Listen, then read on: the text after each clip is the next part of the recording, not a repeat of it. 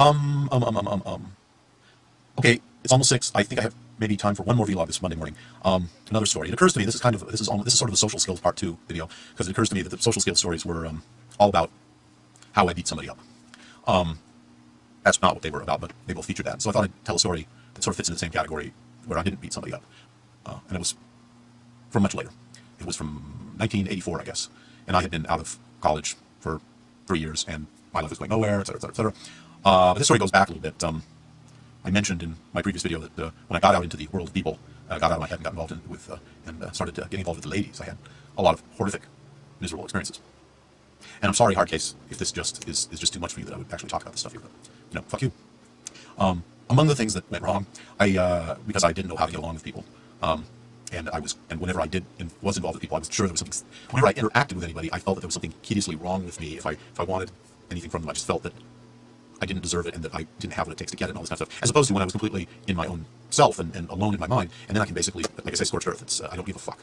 And I see this too a lot on YouTube, which is one of the reasons I tell the story. But I came out of that and I got involved with people and started dating, trying to date, and it was all very painful. One of the embarrassing things that happened, or one of the long-term painful learning experiences, let's put it that way, was I fell in. I don't call it love now, but at the time I sure did. I became obsessed with this girl. Ironically, because she was someone I could talk to about another girl that I was also obsessed with that I was getting absolutely nowhere with. But unlike that other girl, this girl was fascinated by me, and I had met her in debate class. Someone decided that I looked like a guy who could be a really good debater, and so I was lured into the class, or into the club, debate club, and I didn't join. I had no interest in it. Whatever abilities I might have had in that direction, I wasn't interested. But on that day, I was, oh no, what am I saying? I'm forgetting. It was the girl that I wanted that was a totally different story. She was going into the debate class, and I went along. The only reason I went was she was in the debate club.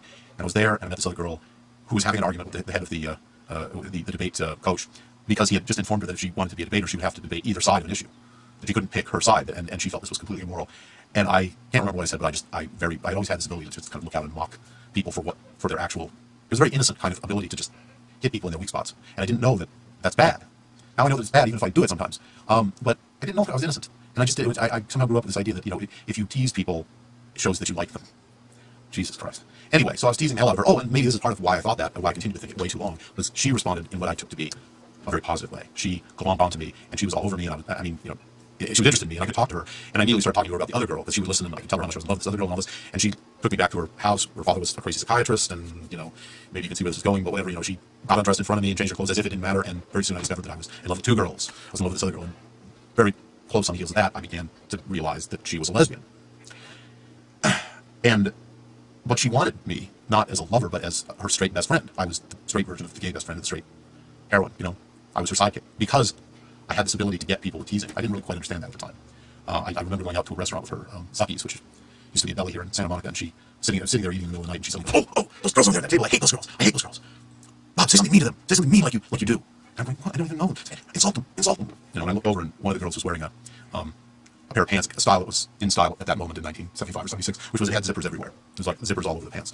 And so I said, hey, you've got the girl's attention. Those sure are a lot of zippers. Are you deformed? And my lesbian girlfriend, was just cracking up. And the girls were like nonplussed. And I was just kind of sitting there like a used dildo. I was miserable in life. And I got laid a tremendous amount that year. They didn't think it was a tremendous amount. Years later, I heard statistics on how much people. I was shocked to discover that I was above the average. But everybody that I had sex with was a girl that I wasn't interested in, but I was so fucking horny that somehow, through weird circumstances, was placed before me by one or the other of these. I'm getting completely off the subject. It built to this nightmarish, crazy ass thing at the end of high school, where I broke off all contact with the lesbian, and then like 9 months later realized that I was perhaps delusional about the other girl. That I had become delusional because I suddenly realized that I still thought she was a virgin, and that if I just waited long enough, and that I was crazy because I should have realized that she wasn't, and that I was just anyway. This is for all of you people out there who've had these kind of experiences and are keeping a deep dark secret. You can don't tell people this on the internet. But I can, because I have secret powers. Anyway, so I spiraled down into once again into dark loneliness until I met some new friends in college and all this kind of stuff, and got some girlfriends where I was fucking the head, but I was the dominant partner, and all that kind of crap. And that blew up in my face too, to a certain extent. And so anyway, so we get to 1984. And I'm in this apartment in Santa Monica under rent control, which is the only way I could have been there. And suddenly the landlord says, well, you got to get out, I'm moving a relative in. And this was obviously a scam. I tried to go to the rent control board. I discovered that although there was rent control, there was almost no effective enforcement. So if a bold landlord really wanted to get rid of you, the rent control board wasn't going to save you unless you had the money to hire high-priced lawyers. You were out. So that's socialism in America. Anyway, so I didn't know where I was going to end up going. And just at that moment, I bumped into the lesbian again.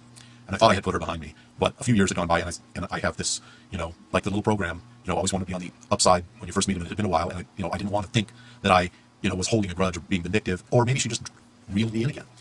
And she reeled me in. She said, "Oh, you're getting kicked out of your apartment. I need a new, a roommate. She had a 2-bedroom apartment, and you can move in. There'll be no extra costs. Just the rent. You won't have any moving in costs. You can do it immediately." And I did. I moved in with her. So, okay, here's where the story, I guess, branches. Just to finish off the story of the lesbian, my relationship with the lesbian. This quickly degenerated into a nightmare where I had to flee that apartment to save my sanity or save my self-respect or something. And yet, again, a few years later, I met her again. I just kept not quite understanding what was going on with her. I could see that she was a very dangerous, manipulative person. Yet somehow, I couldn't bring myself to admit it, to completely accept it or something. Well, what finally tore it with her many years later was she introduced me to this woman, and I realized, because, who I just considered to be a friend, and at some point I discovered that that this woman, who had like 3 grown sons and was divorced and straight, and my lesbian friend had this long history of nailing straight women who had been screwed over by men and who were bi-curious, and she tended not to end up with actual dyed-in-the-wool lesbians, and the pathology was not the reason I brought this whole story, but the point of the whole story was I could see that was what was happening with this woman. I thought that they were headed that way, and but what my friend, the lesbian, was trying to do was fix me up with her, make her my girlfriend. And at some point in this thing, I realized that she had been telling everybody, she'd been telling the other woman that I was madly in love with her. And I wasn't. I mean, I liked her fine, but I had no interest in her romantically. And as it became clear that this is what was happening, I also discovered that no, she wasn't trying to nail this straight woman. They were lovers. And it was like I had stepped into the Jim Jones cult. It was cult time. She was controlling this woman, and the thing that finally tore it for me with her, because she's a fascinating, very powerful personality. I thought that I just had to have, I wanted her as a friend. She was worth knowing or something, even though, but through all this, I had never lost the ability to just mock her. But I thought it was having no effect at all. It was giving me some useful ironic distance to keep pointing out to her misbehavior. But it seemed pretty obvious to me that whatever I said, it had no effect on her whatsoever. What I didn't realize until this thing blew up in my face was that it had a tremendous effect. Ever since that first day in the debate club room, where I had first mocked her and she glommed onto me, I had been stabbing her, and every time I stabbed her, it was twisting in her guts. But because she was such a powerful personality, and because this was the pathology that she had grown up with, she was internalizing it all and pretending nothing was happening. But for 20 years, and almost 25 years, she had been trying to get a situation where she could nail me, where she could steal my woman. Because, oh fuck, this is not quite this. This is germane if you understand subtext and can make a story grow out in different ways. This is germane to all the stuff that I've been talking about in this whole period of my YouTube existence. But and also this, and I'm really enjoying telling this even in this kind of sloppy, slapdash fashion, because for a long time I thought I was going to write a script about it, but I know now that I don't want to. It's completely uninteresting to me as a script. It's still an interesting story, so here's how I get to use it as a lesson in the seminar of Bob. But she had been trying to manufacture a situation in which she cuckolded me. She stole my woman. She was like a backdoor man, and she was a backdoor woman. She liked to take women away from men, and I'd seen her do it to other people, and it had never occurred to me that she had wanted to do that to me. And at that point I realized that, well, 2 things. One was that one of those women who I'd had the relationship with, or that I had sex with in high school, that was like tangential, was the girl who I had met through her, who she was obsessed with, who had gone through her bi period and was back in her straight period.